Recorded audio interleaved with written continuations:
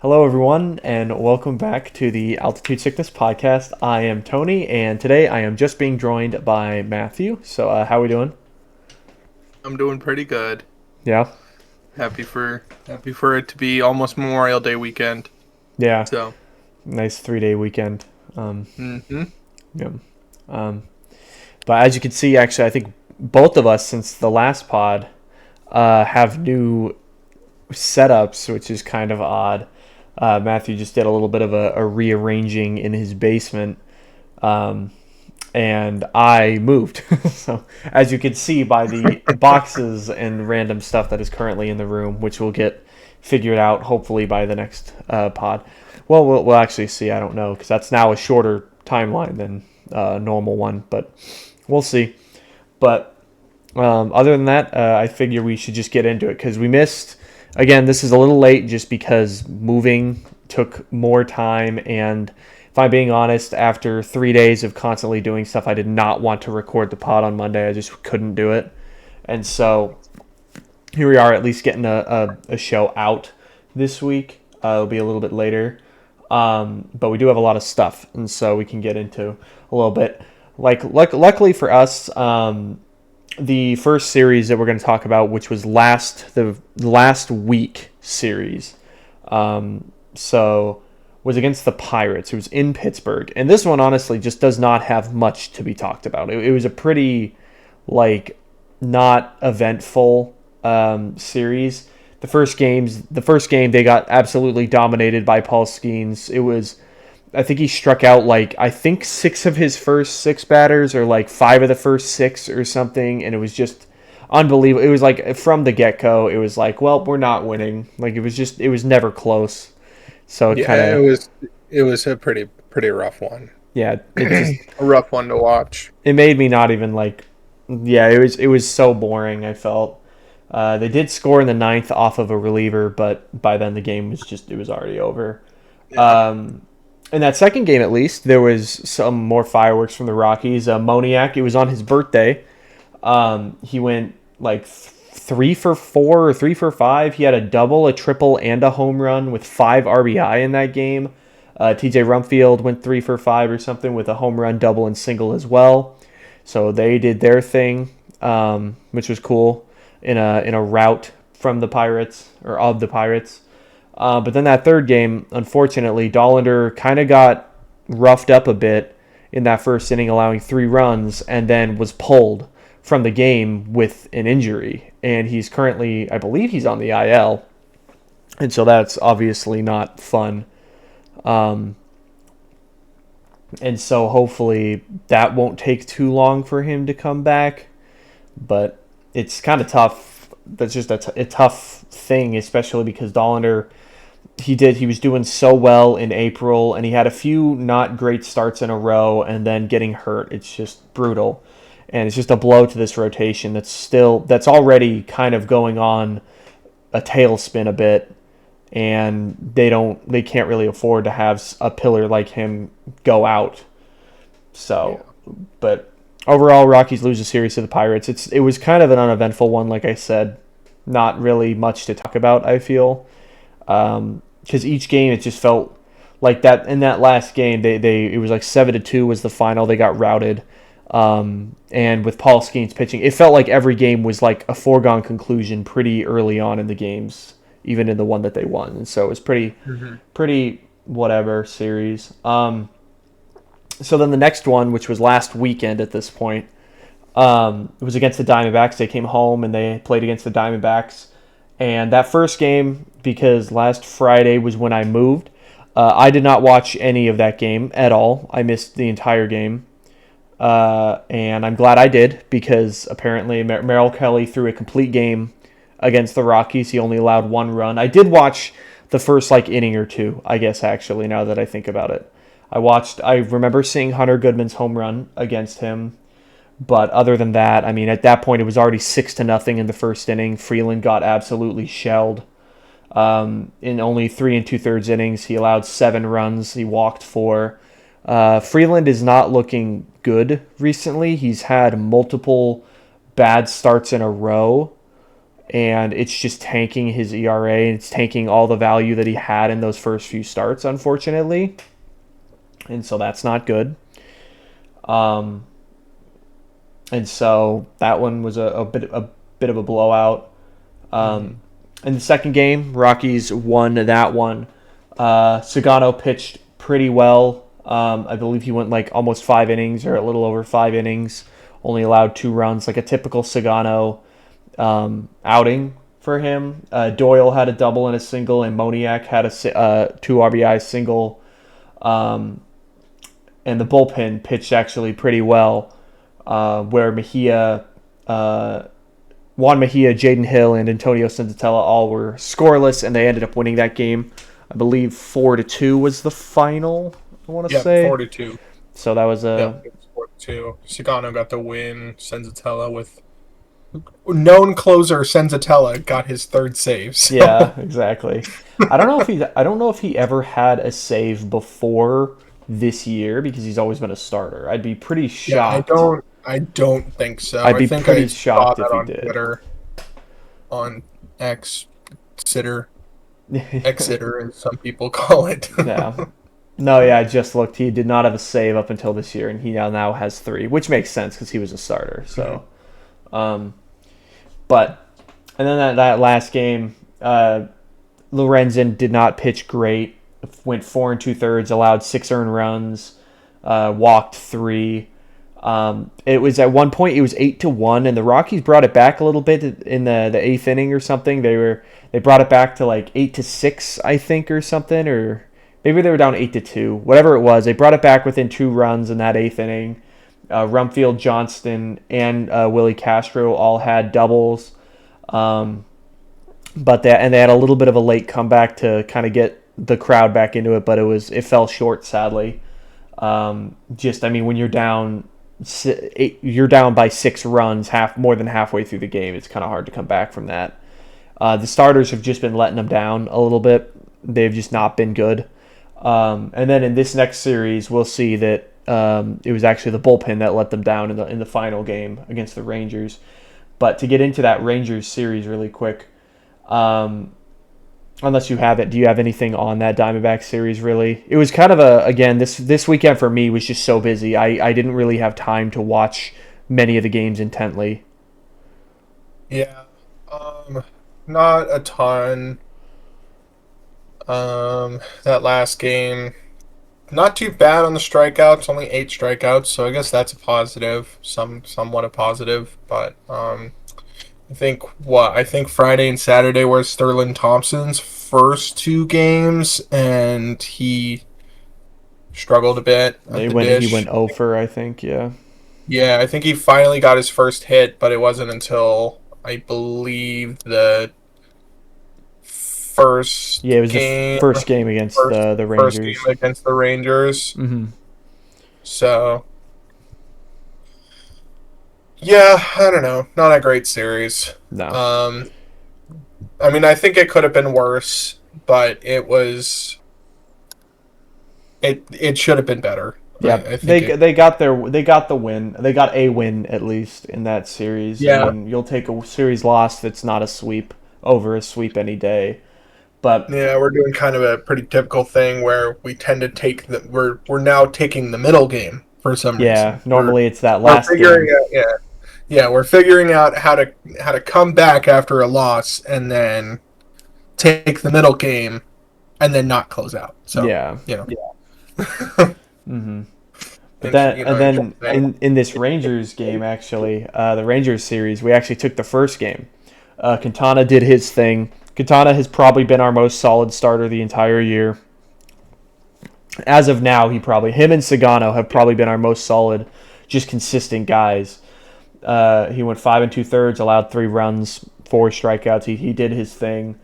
Jaden Hill continues to be good. Bernardino pitched well. Mejia pitched well.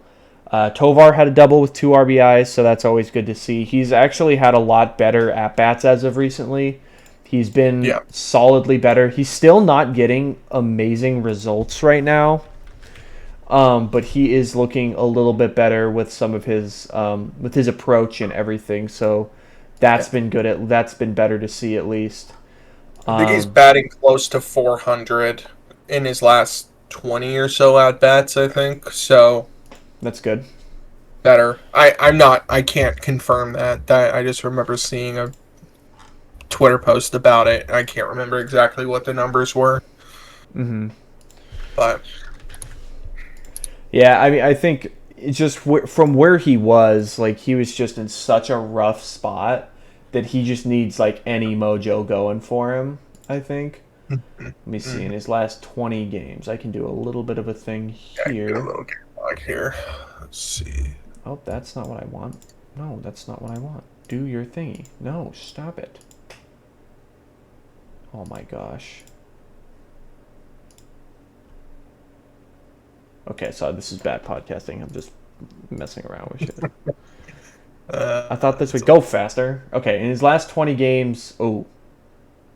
No. In his last 20 games, he is currently hitting 188. It might not be last... 20 games. It was the last 20 at. Oh, so it's probably his last, like, 5 games. Yeah, probably I think the last 5, I want to say. He's hitting 267 with a 789 OPS. Man, okay, it's still not great. Man. Yeah. I mean, he had like a 5 or he had a 6-game hit streak, I think, going. Yeah, and then in the bad loss to Texas, which is the middle game, he didn't get a hit. Yeah. But again, overall, pretty good for the Rockies in that first game. Sterling Thompson got his first hit as well. It was originally ruled an error, I believe, and so it was kind of like, oh, did he actually get his hit? And then eventually, like a few innings later, they ruled it as a hit, and so he got his first hit. It was an infield hit, which I feel like is kind of lame, like how that had to be his first hit. But I mean, he got his first hit. That's awesome. Good for him. I'm happy for him. And then later in that game too, unfortunately, Victor Vodnik did not look good.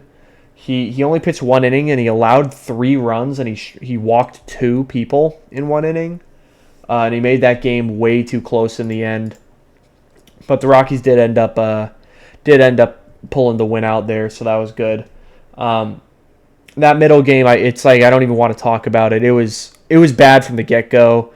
The Rockies continue to use an opener, and it sounds like from interviews I've seen Warren Schaefer talk, he is still all in on the opener idea, even though the Rockies have been abysmal with it. I think I saw somewhere that their openers have a 12 ERA or something, like almost up to a 13, and it's like at some point I feel like you need to just stop with this opener stuff. Like, it's not working. And I get it that they're going to have bullpen days, but in my opinion, you should just start with your bulk reliever because it's not working anymore.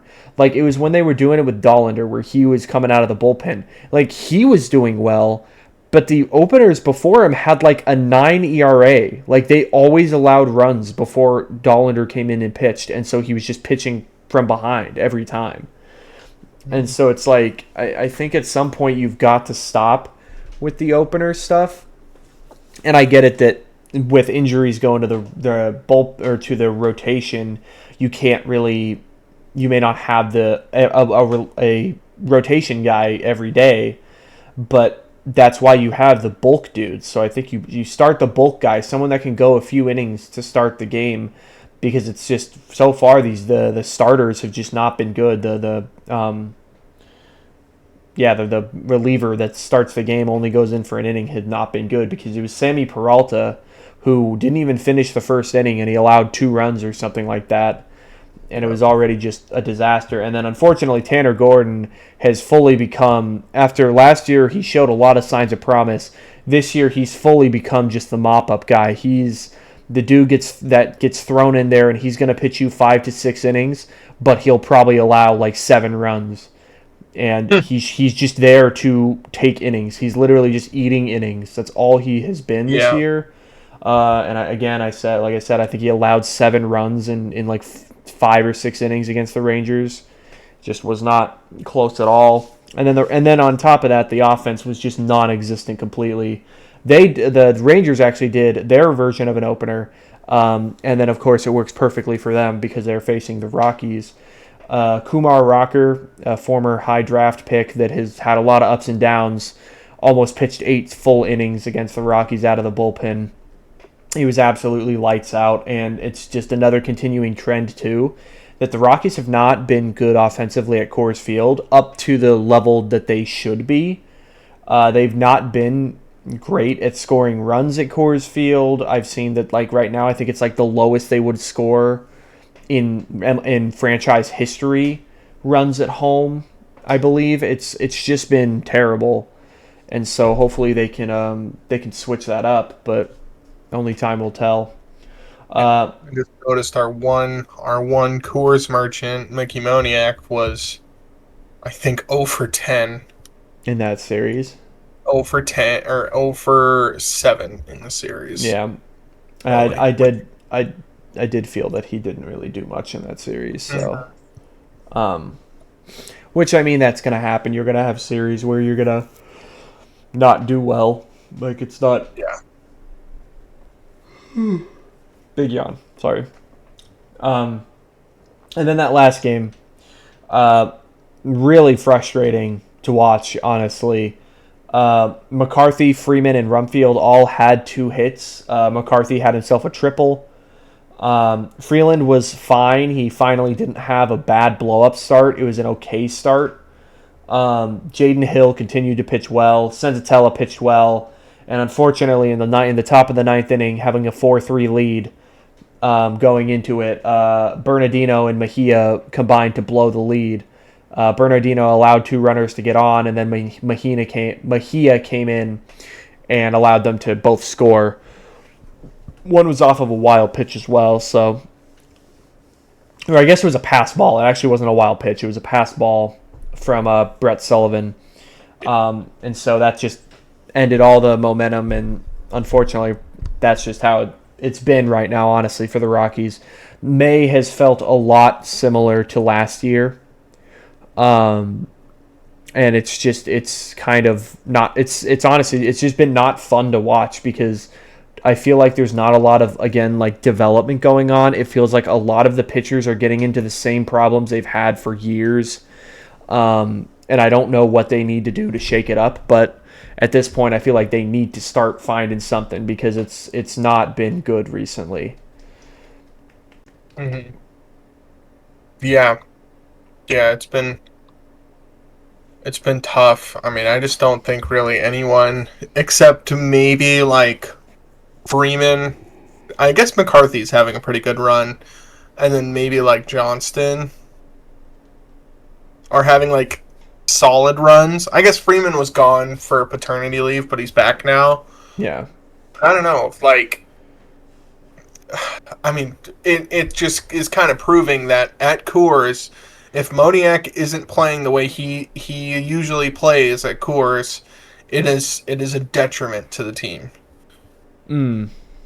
Yeah. No, I agree. And I mean, I'm not saying the whole thing was just because Moniak didn't get hits, but like, I mean, we're just, like if I'm just looking at that last game, for example, guys who I expect to at least get on base or at least, perform at some point are Moniak, Julian, and I mean, Karros, I guess. I mean, Rumfield had a couple hits, though, which was nice. Karros, I would expect a walk, which he had. He did have a walk. But yeah, Moniak 0 for 3, Julian 0 for 2 with a walk. Yeah, that's something else we could talk about too. Is a few guys that are, I don't have the stats or anything up right now, but I can go and look for some. But a few guys that I'm starting to kind of get scared for. One of them is Edouard Julien. He has been really bad in May. After having a great April, he has been abysmal so far in the month of May. And I'm looking at it right now. I'm trying to pull it up if it would load. All right, in May, in 16 games, for reference, in March and April, because they combined it on Baseball Reference, his slash line was 304, 396, 443 for an 839 OPS. Yeah, that you love that.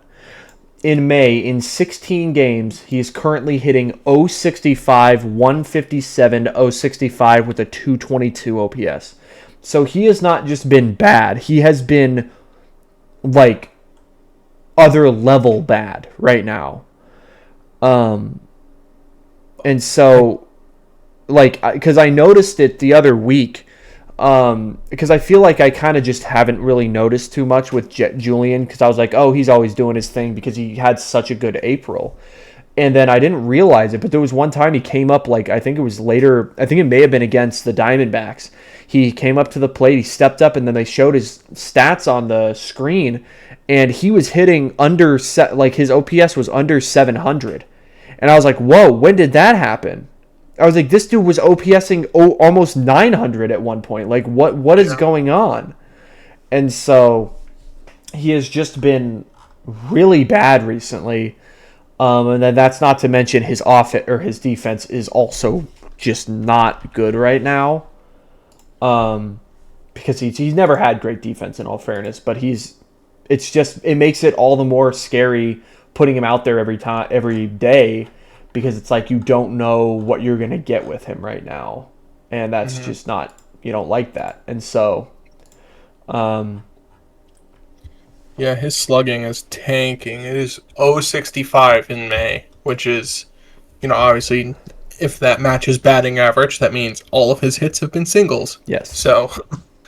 So yeah. So all of his, like 3 hits that he has this month? Yeah, he has 3 hits. He's 3 for like 60. 46 at bats, three hits. That's so 3 good. for 46. Yeah, really bad. 18 strikeouts. Yeah, he's been that's his thing, is that he is a strikeout guy, but he usually takes a lot of walks with it. But I think right now he's just in a little bit of a funk, which is just going to happen. Unfortunately, it just feels like a lot of the guys are in a funk. Another guy that's kind of not quite to that level, but in another bit of a funk in May is Hunter Goodman. He's hitting 213, 250, 344 for a 594 OPS. So only 2 home runs with 2 doubles this month. Not great. And so you don't like to see that. Like, Moniak has been pretty solid. I think Troy Johnson's been fine. Rumfield has continued to be solid. So, like, I can't really be too mad, obviously, with that last series we were talking about Moniak not doing the best. But, again, I'm not expecting him to have a crazy I'm not expecting Mickey Moniak to have 1,000 OPS every day, or every month. Like, I'm not expecting that at all. But I know we talked about this last week. Someone that is still doing pretty solid right now, I feel like, and that may have earned his leadoff spot back, is honestly Jake McCarthy. Because in the month of May, he is hitting 326, 367, 587 for a 954 OPS. So I think right now the Rockies absolutely, like, Warren Schaefer should start putting Jake McCarthy in the leadoff spot. And I don't remember, for reference, this is before the Rockies game on Thursday. I don't remember what the lineup they have going today. I'm trying to look here. It's Willie Castro is hitting the leadoff spot. Okay. He actually did pretty solidly in the leadoff spot a few days ago. Yeah, so the one day that I saw him a week ago or so, or a couple days ago, he actually did pretty well in the leadoff spot. Yeah. Which is so interesting. It's so interesting to me that, obviously everything can kind of change something. That's just how baseball works. It's how all sports works. But, like, how just the place that you're hitting in the lineup can change, and how being leadoff changes that, because you don't see other players pitching, or you don't see the pitching at first. You're the first guy up. Yeah. So it's interesting to me that, like, you don't really warm up to his pitches yet. You're kind of just like go right at the start, and somehow it helps and it works out. But yeah, I don't know, kind of interesting. I think another big thing for him is the fact that he's a switch hitter, and so he can it doesn't matter who's pitching, he'll be there. Like, you're probably not going to have McCarthy leading off against the lefty, which I'm assuming that's why they're doing it, because they're facing off against Eduardo Rodriguez for the Diamondbacks, who's a lefty. But Jake McCarthy is in the lineup. He's batting sixth. Oh, and making his Rockies debut is Chad Stevens, actually, which we'll talk about a little bit later, as he was recalled from AAA. But yeah, the big ones for me right now have been Julian. He's just not been great today, or recently in May. It's been not that good. And just overall, if we go month by month, the Rockies' record. So in March they went 1-4. Like, that's just March though. It's fine, whatever. That was that bad stretch in. That included the bad stretch in Miami and then the one loss that they had in Toronto. In April they went 13-14. They were so close to having an above 500 record. It's kind of crazy how close they were and how well they were playing and how happy we were. And it's crazy how far that is from now. Because in May, they are currently 5-13.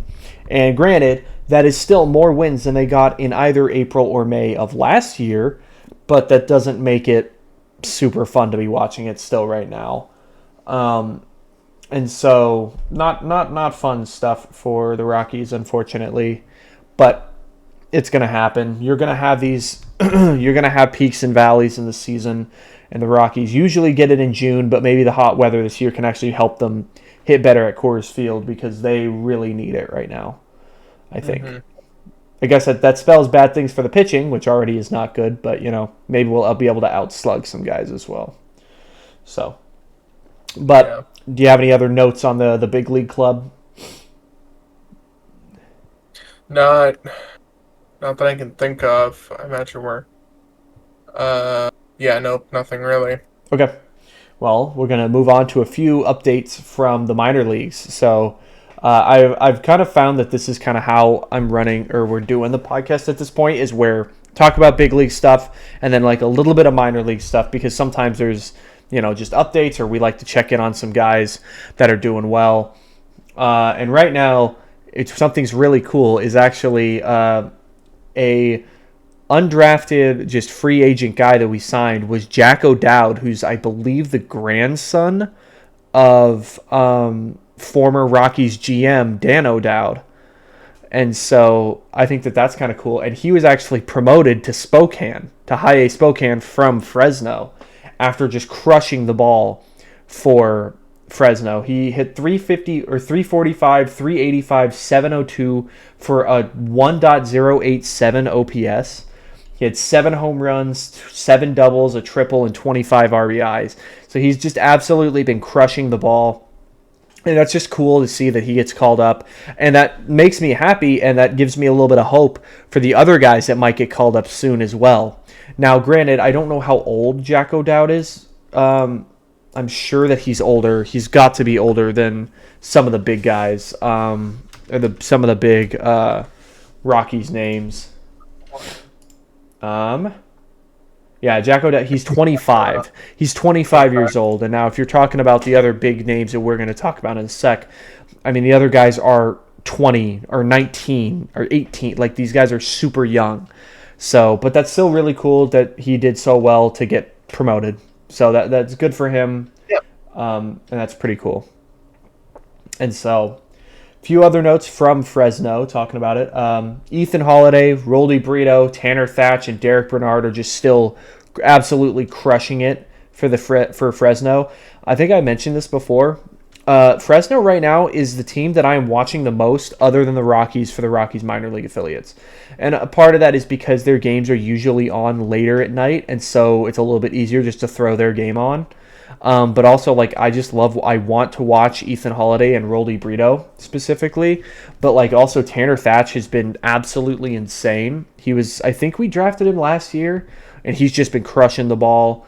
Derek Bernard also has just been doing great. They all have OPSs over 900, I believe. And so they're just doing what they got to do. And it's really cool to see, especially, again, after a lot of people kind of dissing on Ethan Holiday early on, already giving up on him. And it's like, bro, he's 19 years old. Like, he has so long to go. Like, he will probably not be in the big leagues at least for another 3 years, which is crazy to think about. But also, again, like, there's no rush. You need to develop him and make him better. Like, that is the goal of this front office. And so that's good. And And then going over to Spokane, where Jack O'Dowd is now getting sent. Jacob Humphrey is doing pretty good on the hitting wise. Unfortunately, Spokane has just not had a great offense this year. A guy that I like, that I was pretty high on last year was Max Bellew, I think was his name, the outfielder. That's right. Unfortunately, he's not had the best season so far, and hopefully he can pick that up a little bit. But Jacob Humphrey's having a solid year. But then the other guys, pitching-wise, we've got three guys. We've got Jordy Vargas. He's been doing really well. Everett Catlett, who actually a few weeks ago won minor league pitcher of the month for the Rockies, I believe, or something like that. He won some award, and so he's been pretty good. And then, of course, Stu Flesland is doing his thing. We love him here. Drew's not here to prop up his guy, but yeah, we love Stu Flesland. And he's been pitching pretty well as well. So that's good for Spokane. And then for Hartford, so this guy actually, it's good to see that he's doing well, especially after how rough he had early in the season. He had a really tough start to the season, was Rock Riggio. He's the second base prospect that the Rockies got for in the Jake Bird trade last year for the Yankees. And so he's doing a lot better now. He was really struggling early in the season, and so he's picked it up a little bit, which is good to see. And then pitching-wise, Eberson Castellano and Connor Eaton are both pitching pretty well. And so you got to love that. And I do believe, unfortunately, Hartford overall has not been playing the best. Again, the offense has just not been that great, but that's also a pitching league.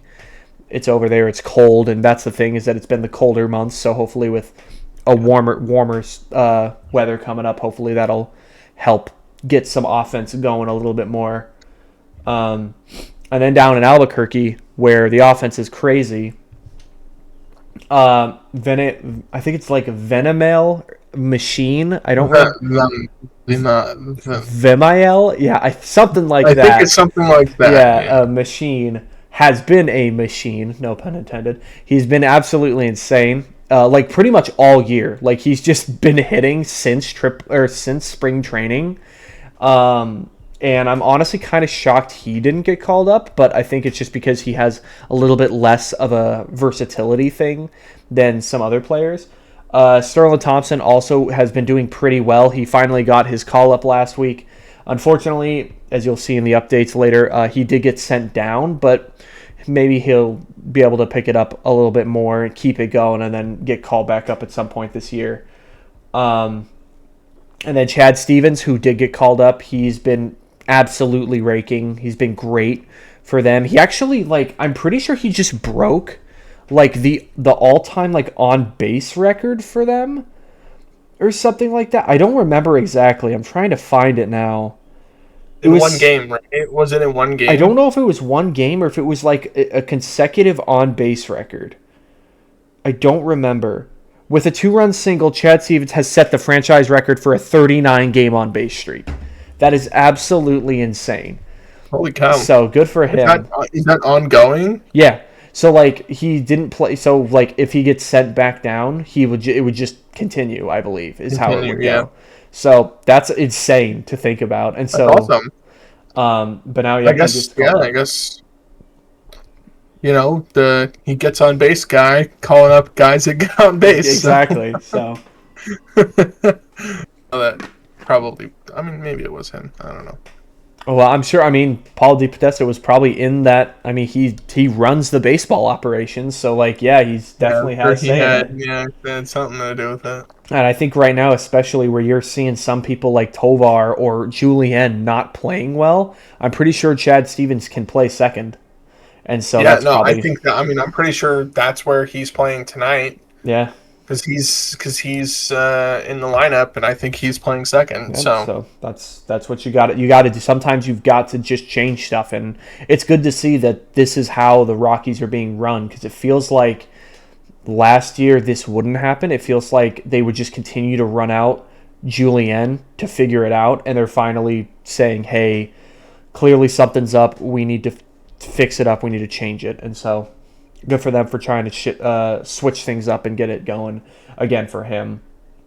And then the last guy who I expect to get called up, honestly, at this point, pretty soon, is Cole Carrig. Like, he has been absolutely insane, and he can play multiple positions, including shortstop and center field. Like, it's crazy that he could just play like almost anywhere on the field, and so hopefully he'll get his chance soon, which he will this year for sure. And hopefully he'll get it sooner rather than later. And then a little not as fun note is that Condon has really been on a cold streak recently. I've been seeing a lot of people kind of have been down on him for like a while at this point, I feel, because he had a really good start to the year, and then he's just since kind of crumbled. Let me see. Right now, he's hitting 240 with a 753 OPS, and a 753 OPS in the PCL for the Isotopes is not great, and especially when you think about how. Let me see if does it have like in May. Oh, it does have in May. Yeah, in May he's currently hitting 203 with a 617 OPS, so not a great run right now, and even in April, I think like the latter half of April, he really slowed down, which really stinks because he's just shown his biggest problem has been he's shown no power at all. He has no power right now. He's fully average right now, which is just not good because that's his calling card. His calling card has been that he has power, and he's just not shown it. And so that's not good. I think I saw someone on Twitter the other day. I cannot remember. I think it was Spencer from DNVR, but I could be wrong. But it was basically like, if you're gonna strike out this much, you need to be hitting home run. You need to be hitting bombs. If you're not hitting bombs, you cannot strike out like this. Yeah, I agree. And it really stinks because, like, again, I go back to like when they drafted him. It was like, how could you not take him? Because he had arguably one of the best college years to ever happen. And it was like he fell to the third pick. It was like perfect for him, for the Rockies to get him. But then you think about it, and the next pick was the Athletics, who took Nick Kurtz, who absolutely destroyed last year and then has been pretty solid this year. So it's like, that really stinks. That really burns. But it's just the nature of how it is right now. It's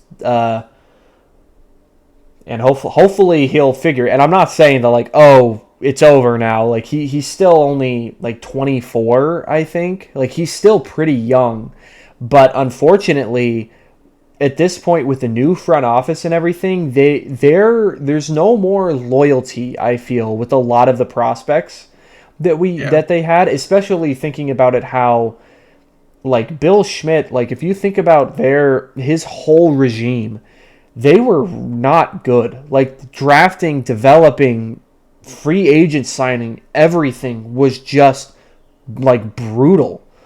Like I don't know, and granted it's not been long enough to really fully judge the draft picks that they've had, but most of the draft picks that have made it to the major league roster have not played out, or most of the draft picks have just not even played out in the minor league level that well. Like Charlie Condon was fine last year, but there was a good argument that he shouldn't even have made the jump to AAA, and at this point it's pretty clear that maybe he shouldn't have, which is not good, especially again with the PCL where you should be crushing the ball.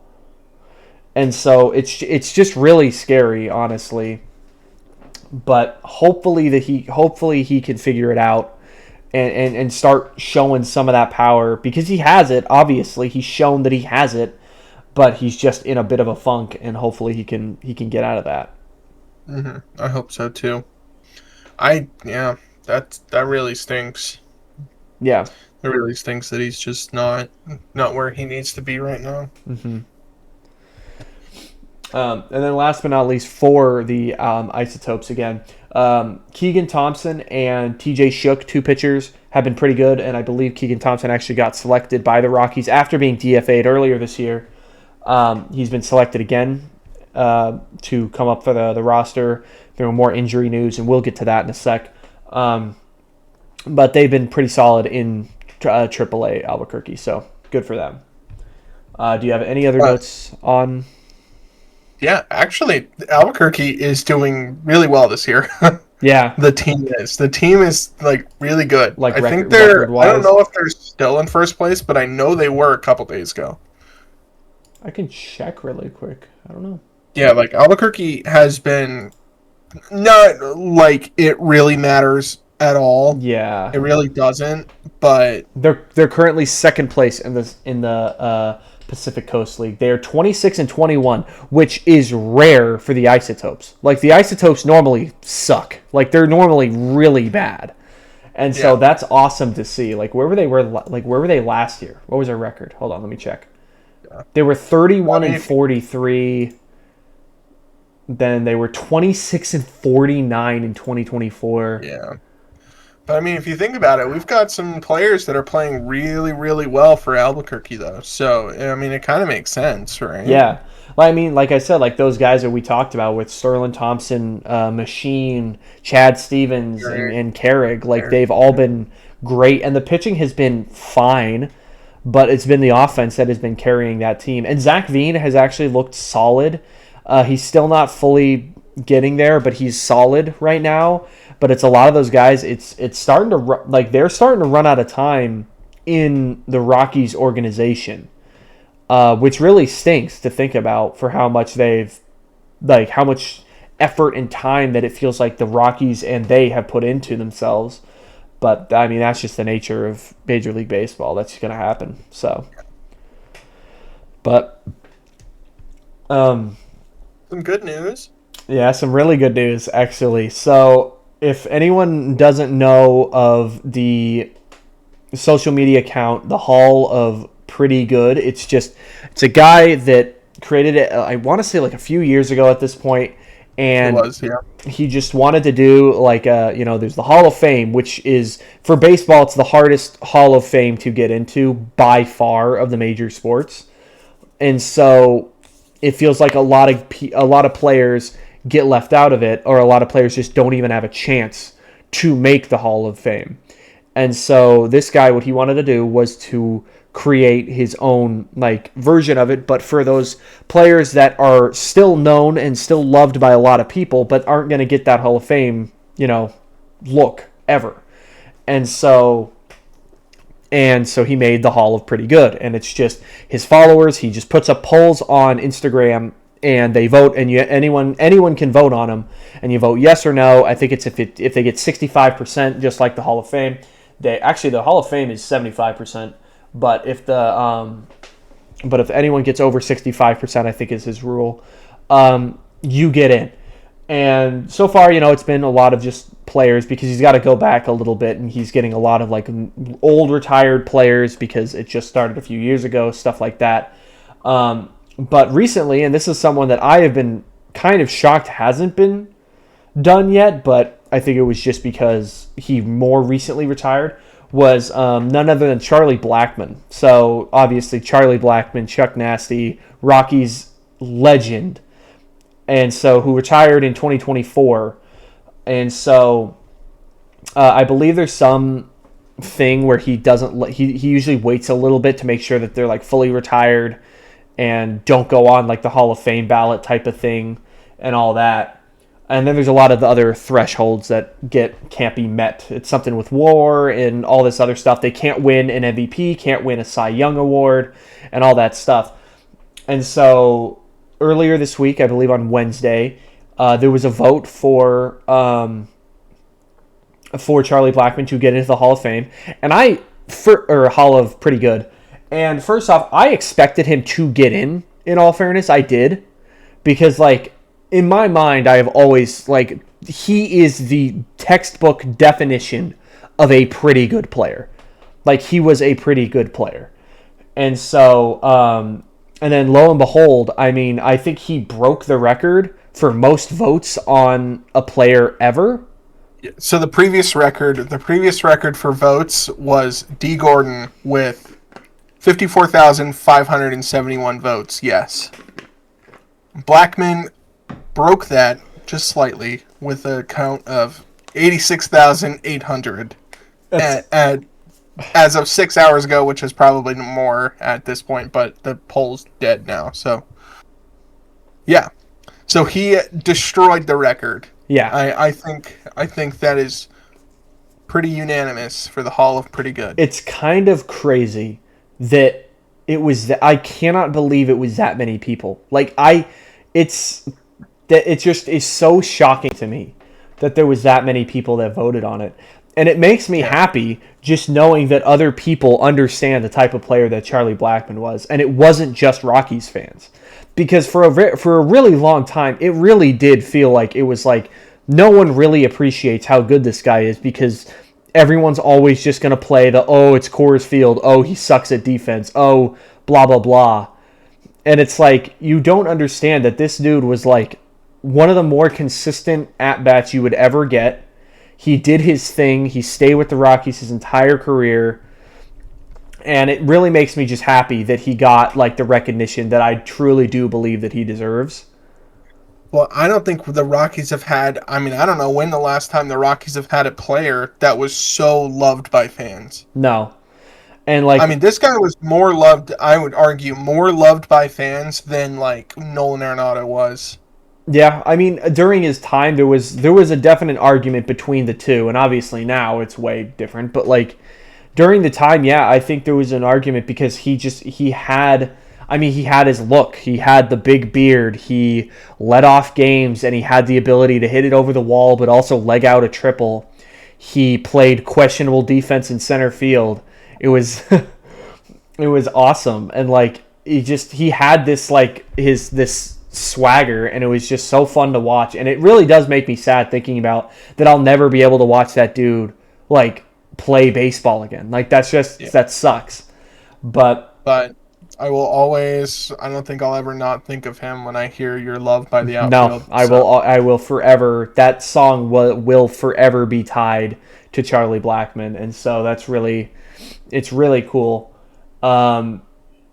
I had a bunch of stats listed out for him, but I really don't feel like we need to read them off. Like, I think it speaks for himself that Charlie Blackmon, my little bobblehead that I've got right here, did what he needed to do. I'm trying to put it. I don't really have a good place for it. Let's just go there. I wonder. I mean, he hasn't said anything. I don't think he's even on socials really. No, I think since retiring, he has fully gone on like a hiatus, like which I think is fair. Like that's kind of what I imagine him wanting to do. But I hope that he does like reach out and recognize it and that would like see that cool. He has that would be amazing. And see that he still has so many fans, and so I think that that's really, really cool. But so the next up really quick, 4-game series against the Diamondbacks. We're in Arizona. Rockies not playing the greatest right now, and Arizona I feel like is kind of on a hot streak. It's not. I'm kind of scared for this series. I'm expecting them to lose 3 of 4 here. I'd be happy with anything else. A split I'd be happy with, and then obviously winning the series. But if they I think I'm expecting them to lose 3 of 4. Just the way that the Rockies are playing right now, and if their offense has been this not good at Coors, it's only going to be worse on the road, unfortunately, and so that scares me a lot. But we'll just have to see where that goes. I've got a few just roster updates really quickly. So this one was a few days ago, but I mentioned this, that Keegan Thompson got selected, his contract did, because Victor Vodnik was placed on the IL with right ulnar nerve inflammation, so hopefully that's not going to cause any big problems. And then unfortunately, Blaine Crim was DFA'd, was designated for assignment, which really, like, thinking about it, like, going into this, especially after the run that he had for the Rockies at the end of last year, it's kind of crazy to think about that. Because he was, like, the guy that, he was going to be one of the dudes that was fighting for first base. And then he really honestly just got a super unfortunately timed injury.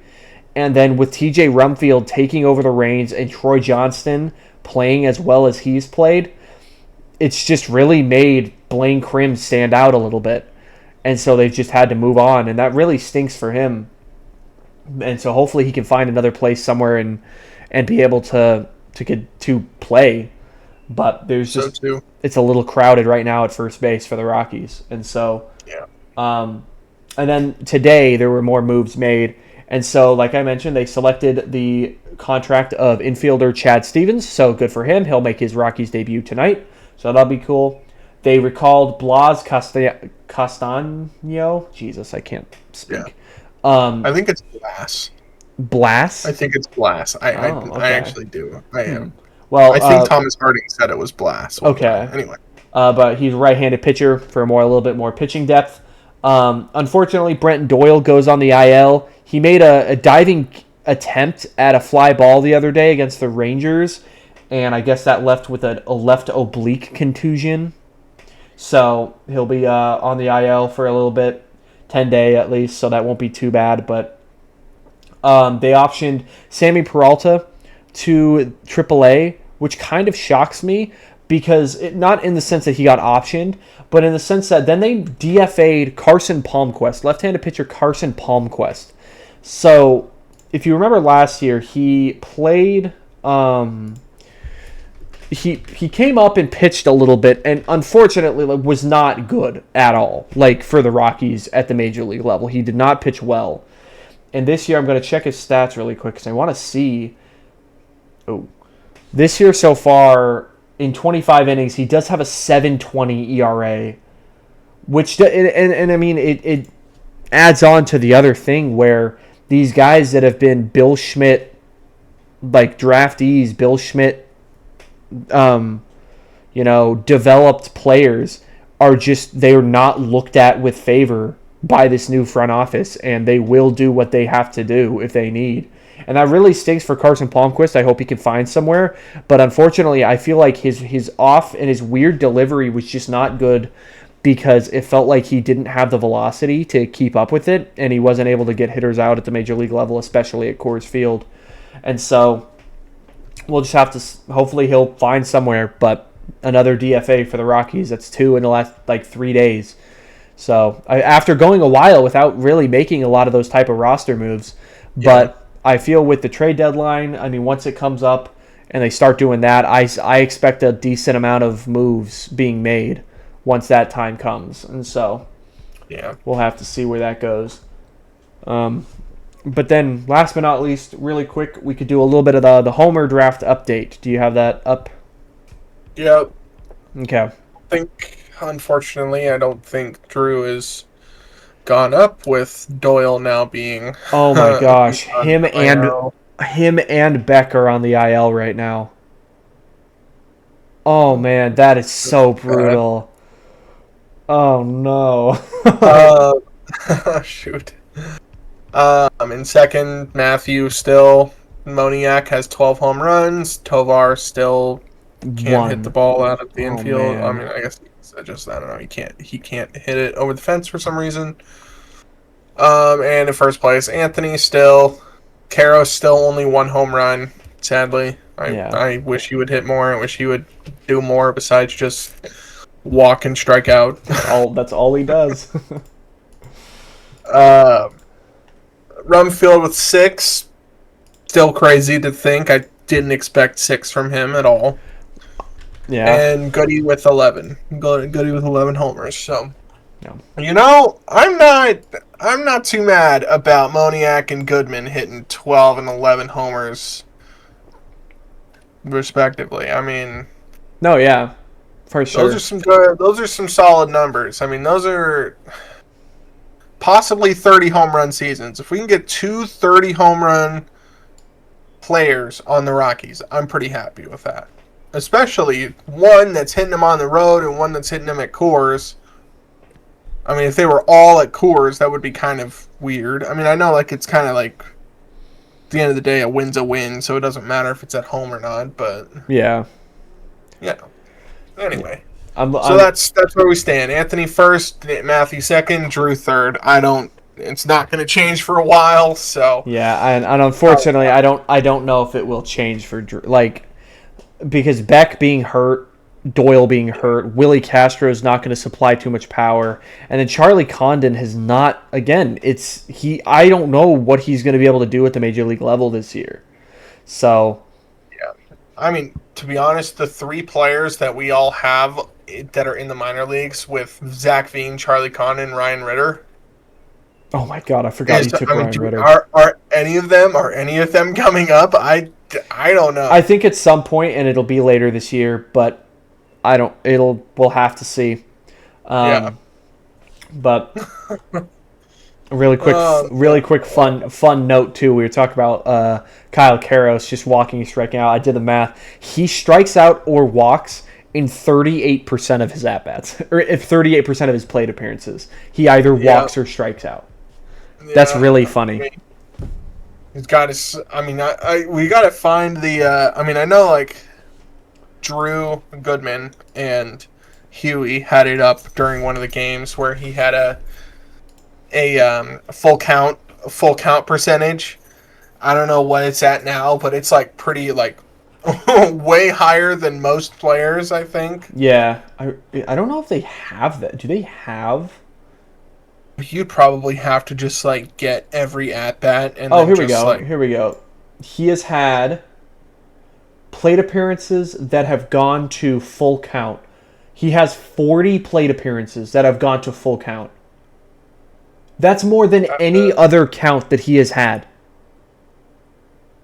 Oh my gosh. He is more likely to go full count than any other count. That's crazy. Insane. And you know what's sad? Is he's hitting 071. This is a crazy one. 071, but then a 350 on base percentage. Because, it's a full count. So he's a 457 OPS with it. So it's not really that great. But that's okay. It's about a 25%. 25% full count percentage, which is nuts. Yeah, that's high. That's crazy high. I feel like that's not normal. So yeah, he's just got to learn to hit it. Like, he just needs to hit the ball. Like, and I know that's obvious, but like, it's so weird because it seems like he is so unbelievably passive, and so it just, I don't know. It's a little weird, but other than that, I think that's all I've got. Overall, yeah. Again, like I said, with this being a little bit later in the week, it might make next Monday's podcast a little odd, or like next week's a little odd because it'll be a little bit shorter. So sorry if it's a little bit shorter of a podcast, but we'll just have to see. But if you don't have anything else, you said? No, I'm all good. All right, well. As always, go Rockies, and we'll see you guys in the next one. All right, bye.